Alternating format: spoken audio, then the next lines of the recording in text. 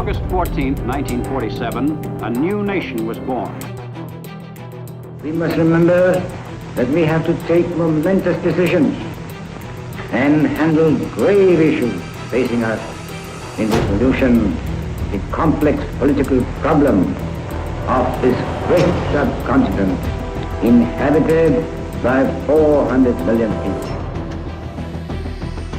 The partition of the subcontinent in 1947 not only created two independent countries, Pakistan and India, but also provided an opportunity to the Hindu-Muslim majority princely state to annex with any of the new state as independent entity.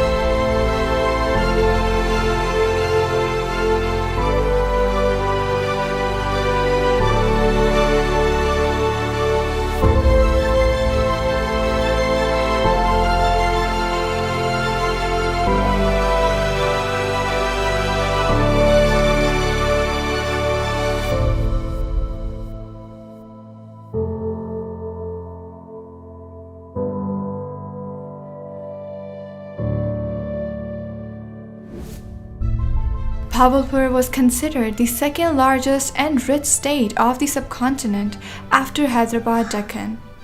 The Nawab of Bahawalpur at that time was the first state ruler that chose to join Pakistan unconditionally on 3rd October 1947. Bahawalpur was established as first state capital somewhere in 1720s by Nawab Amir Bahawal Khan I.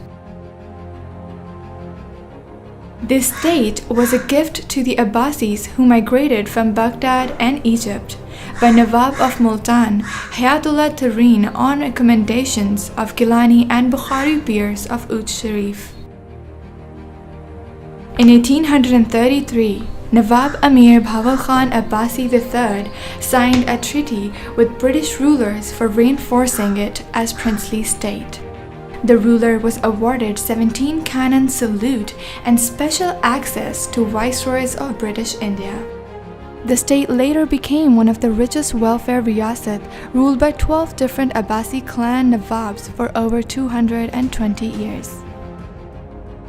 The presence of various historical palaces and buildings with its unique architecture legacy and rich culture still makes Bahawalpur as a princely state alive. The Abbasi rulers were very kind, generous, and loyal. Out of 12, 4 of them were known to be more generous to the people of the state. Those were Nawab Bahawal Khan II, Nawab Sadiq IV, also known as Subha Sadiq, Nawab Bahawal Khan IV, who custom-made the Bar Mahal in 1904 for one of his wives, originally conceived as the Bahawalgarh. The fort was completed in 1905.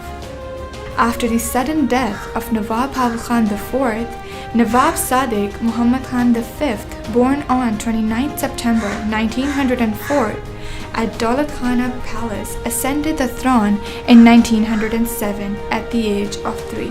But due to his young age, a council of regency was established in the state on his mother's request to the British. till he was conferred the absolute authority on March 8, 1924. On the coronation darbar at Delhi of King George VI, Amir of Bahawalpur was on the top of the list of 600 state rulers invited to attend the function. Nawab Sadiq Muhammad Khan I performed a number of public welfare-oriented services. He especially designed a plan for the development of Bahawalpur city. During his rule, several buildings were constructed, including Bahawalpur Islamia University campus, the historic Sadiq Egerton College, Siddiq Public School, and majestic Bahawalpur Central Library that served the educational needs of the natives, while the state principal medical facility was built as Bahawalpur Victoria Hospital. The Nawab were realizing importance of roads and rail transportation as enabler of progress and prosperity, adding hundreds of kilometers of reinforced roads and tracks in the state. Empress Railway Bridge on the river Sutlej was built in the late 19th century.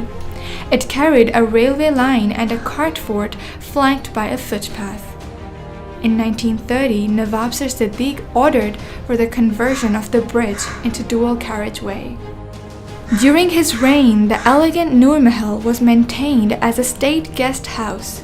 The majestic Siddiqur Mahal served as a state secretariat, whereas Daulat Khana Mahal accommodated the royal family. The historical achievement of his period also including launching of Sutlej Valley project in 1932 till 1933.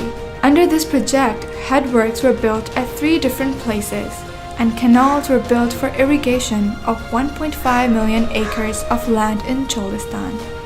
Nawab Sadiq V proved himself as an administrator with capacity to rule the people of the state with objectives. He was of the opinion that if the people of the state are given basic necessities and justice, the state will flourish more and more and will be considered as a true welfare state. Till its merger as one state with Pakistan in 1955, Nawab Sadiq remained concerned with the problems and well-being of the people. Nawab Sadiq paid special attention to the educational needs of both boys and girls. After inception of Pakistan, the state of Bahawalpur contributed 72 million rupees as financial assistance, and salaries of government officials were also drawn from its treasury, alongside 22,000 tons of wheat. He also gifted aircraft to the national airline. Earnestly acknowledging the valuable contributions, the Qaid said, "We are thankful to the state of Bahawalpur and Nawab Sadiq Muhammad Khan Abbasi for providing Pakistan with money to run the state affairs, even providing ink for our pens." In 1959, President Ayub Khan visited Siddiqur Palace and awarded Nawab Sir Sadiq with the highest civil award of Pakistan, the Order of the Nishan-e-Qaid-e-Azam. On 24th May 1966, Nawab Sir Sadiq died in London at 61 years of age. The national flag was lowered half-mast. At Derawar 6, buglers of Pakistan Army sounded the last post.